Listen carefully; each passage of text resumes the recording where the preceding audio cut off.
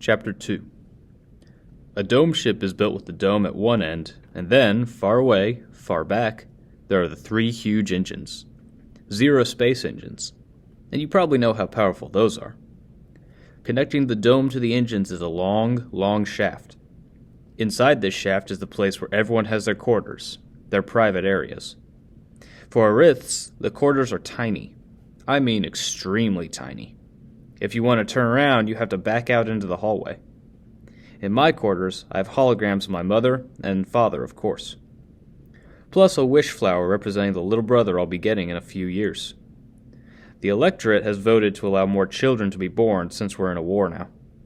They say if the war goes on for long, and there are lots of battle deaths, some families may even have 3 and 4 children. Personally, I don't think it will come to that. And even having one sibling is bad enough. Now, in addition to the morning ritual and the evening ritual, I have to do the wish flower ritual. And you have to do the wish flower ritual at the wish flower, of course, which is in my tiny quarters. And you can imagine how impossible that is. My entire back half sticks out into the hallway, and people are jostling past while I'm chanting, "We welcome our hopes embodied, we welcome a new branch of the tree, we welcome," so on and so on. It's not easy being an Arith. Naturally, warriors and princes get bigger quarters, and of course the captain has quarters so big he can practically play driftball in there. But the captain isn't usually in his quarters. He's usually on the battle bridge. That's where Arbron and I were heading, as fast as our hooves could carry us down the long central shaft. "We're dead," I said. "There's no way the captain calls us to the bridge unless we are in huge trouble." "Maybe it's something good," Arbron suggested. "Maybe he wants to tell us we're doing well in our studies." "Yeah, right. Or maybe he wants our advice," I suggested sarcastically. "Captain Phaorn, the hero of like 1,000 space battle, probably wants the advice of a pair of Ariths." All the while we were running past the closed doors of various private quarters and storerooms and plasma conduits. Our hooves clicked on the hard, rough-textured floor. A prince stepped out of his quarters, and I practically ran him down. "Sorry," I yelled. "We've been called to the battle bridge." The prince rolled his eyes and shook his head, but he knew. When the captain calls, you don't waste time. As we neared the battle bridge, we saw more and more people in the hall. We weren't the only ones heading there. And then I started to notice some fighter pilots moving off toward the fighter bays. You can always tell a fighter pilot. There's a swagger they have. It's almost like there's a special light that seems to shine on them. When I'm a full warrior, I'm going to be a fighter pilot. "There's going to be a battle," Arbron said. "Yerks," I said. "We're going to burn some yerks." I hope I sounded tough and fierce. We barreled into the battle bridge just as the tactical officer, Prince Neskord, bellowed, "Where in a dark sun are those 2 Ariths?" "Right here, sir," I said. "Here, sir," Arbron echoed. The tactical officer, the TO, looked at us like we might be a couple of pieces of dung stuck to his hoof. Then he turned to the captain. "Captain, the 2 Ariths are here." Of course, the captain already knew we were there. They say Captain Phaorn can practically see through walls.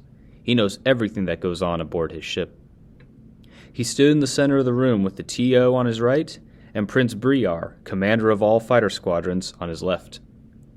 The room was circular, with bright monitors glowing and computer screens reeling off data. Holographic monitors created images in midair, and there were sound-speech info tags and thought-speech computer warnings. Warriors working on the battle bridge often use hand signals between themselves so that the thought-speak noise wouldn't become a jumble.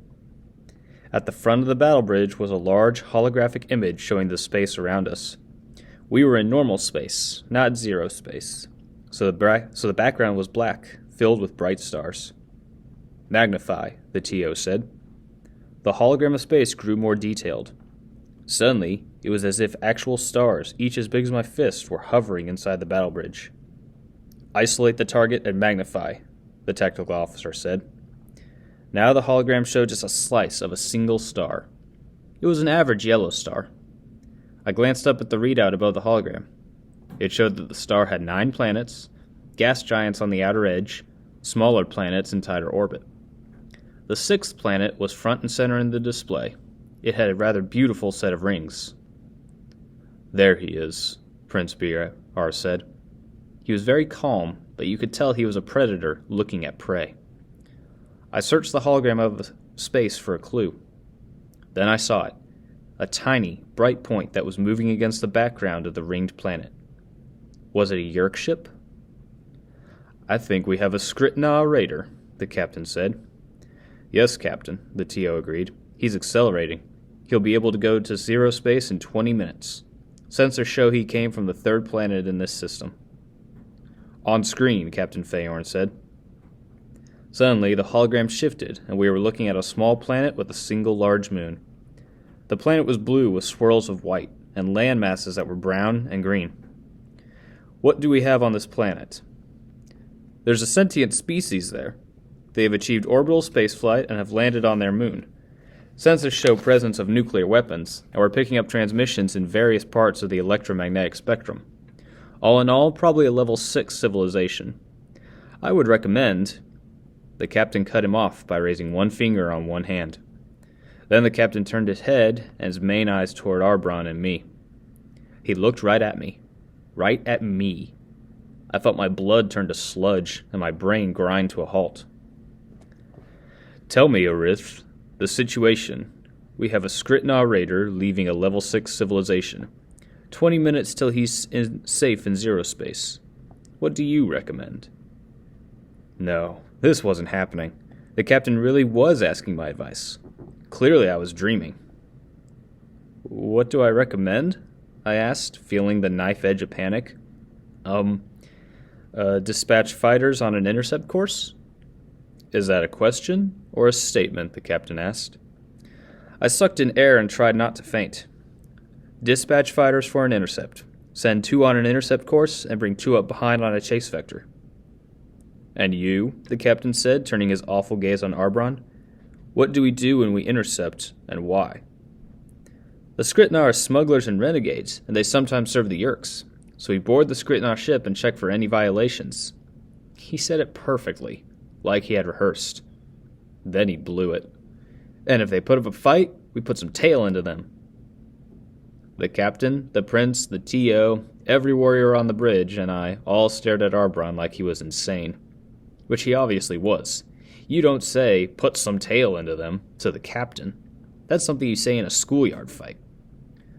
The captain looked at Prince Briar and the tactical officer. He shrugged. I guess we'd better do what the 2 Oriths say, eh? The big one looks like he's ready to faint, and the other one thinks he's you, Briar. That got a laugh from everyone on the bridge. Launch fighters, the captain said. Oh, and those Skritna ships are so cramped inside, we'd better send along a couple of our people, who can move around in there. Now who do we have that's small enough to fit inside a Skritna freighter? Suddenly, I realized that everyone on the battle bridge was looking at me and Arbron.